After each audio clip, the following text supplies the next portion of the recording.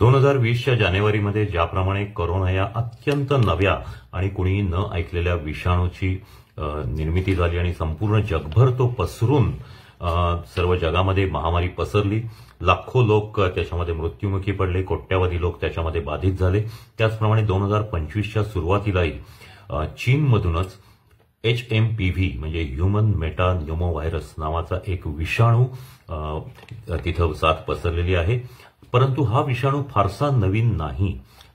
या विषाणूची साथ काही वर्षांपूर्वी किंवा काही काळापूर्वी अमेरिका, कॅनडा आणि अन्य देशातही आली होती।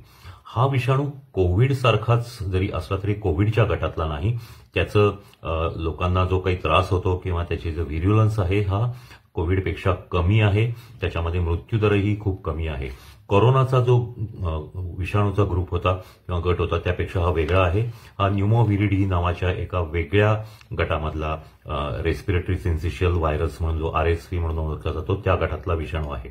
याची बाधा झाल्यानंतर त्या व्यक्तीला नाकातून प्रचंड पाणी गळणं, शिंका येणं, खोकला येणं, घसा खवखवणं, ताप येणं, याचबरोबर हा जर आजार वाढत गेला तर न्यूमोनिया होण्यासारखीही लक्षणं दिसून येतात आणि याच्यामध्ये ऑक्सिजन कमी होऊ शकतो। परंतु हा तितका धोकादायक नाही। साधारणतः 5 ते 10 दिवसात हा आजार पूर्णपणे बरा होतो।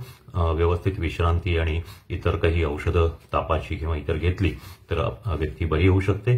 भारतामध्ये याचे रुग्ण अजूनही आढळलेले नाहीत, परंतु कोविड सारखंच जर ही साथ पसरत राहिली तर कदाचित याचीही मोठी साथ येण्याची जगामध्ये अनेक देशांना भीती वाटत आहे।